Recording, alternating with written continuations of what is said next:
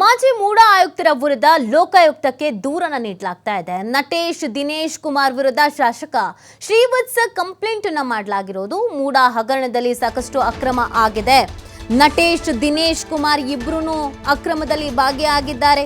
ಈ ಕೂಡಲೇ ಇವರ ವಿರುದ್ಧ ಕ್ರಿಮಿನಲ್ ಕೇಸನ್ನು ದಾಖಲಿಸಬೇಕು, ಅಕ್ರಮದಲ್ಲಿ ಭಾಗಿಯಾಗಿರುವ ಅಧಿಕಾರಿಗಳನ್ನ ಬಂಧಿಸಬೇಕು ಅಂತ ಈ ಸಂದರ್ಭದಲ್ಲಿ ಆಗ್ರಹ ಹೆಚ್ಚಾಗ್ತಾ ಇದೆ. ಮೂಡ ಹಗರಣದಲ್ಲಿ ಸಾಕಷ್ಟು ಅಕ್ರಮಗಳಾಗಿದೆ.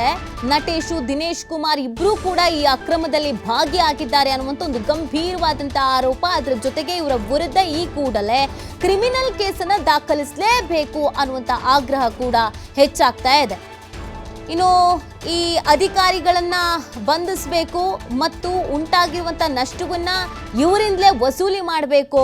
ಲೋಕಾಯುಕ್ತಕ್ಕೆ ದೂರಿನಲ್ಲಿ ಶಾಸಕ ಟಿ.ಎಸ್. ಶ್ರೀವತ್ಸ ಮನವಿಯನ್ನ ಮಾಡಿಕೊಂಡಿದ್ದಾರೆ. ಕೆಲವು ಅಧಿಕಾರಿಗಳಿಂದಲೂ ಕೂಡ ಲೋಪದೋಷ ಆಗಿದೆ, ಇವರನ್ನ ಈ ಕ್ಷಣಕ್ಕೆ ಬಂಧಿಸಬೇಕು, ಮತ್ತೆ ಏನೇನು ನಷ್ಟ ಆಗಿದೆಯೋ, ಎಷ್ಟು ನಷ್ಟ ಆಗಿದೆಯೋ ಇದನ್ನ ಇವರಿಂದಲೇ ಭರಿಸಬೇಕು ಅನ್ನುವಂಥದ್ದನ್ನ ಉಲ್ಲೇಖಿಸಲಾಗಿದೆ.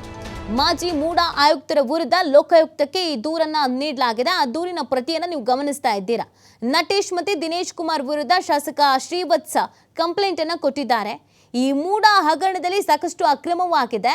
ನಟೇಶ್ ದಿನೇಶ್ ಕುಮಾರ್ ಇಬ್ರು ಕೂಡ ಈ ಅಕ್ರಮದಲ್ಲಿ ಭಾಗಿಯಾಗಿದ್ದಾರೆ. ಈ ಕೂಡಲೇ ಇವ್ರ ವಿರುದ್ಧ ಕ್ರಿಮಿನಲ್ ಕೇಸ್ ದಾಖಲಿಸಬೇಕು ಅಂತ ಆಗ್ರಹಿಸಲಾಗಿದೆ. ಅದರ ಜೊತೆಗೆ ಈ ಅಕ್ರಮದಲ್ಲಿ ಭಾಗಿಯಾಗಿರುವಂಥ ಅಧಿಕಾರಿಗಳನ್ನ ಬಂಧಿಸಬೇಕು. ಏನು ನಷ್ಟ ಆಗಿದೆಯೋ, ಎಷ್ಟರ ಮಟ್ಟಿಗೆ ನಷ್ಟ ಆಗಿದೆಯೋ ಆ ನಷ್ಟವನ್ನ ಇವರುಗಳೇ ಭರಿಸಬೇಕು ಅನ್ನುವಂಥದ್ದನ್ನು ಕೂಡ ದೂರಿನಲ್ಲಿ ಉಲ್ಲೇಖಿಸಲಾಗಿದೆ.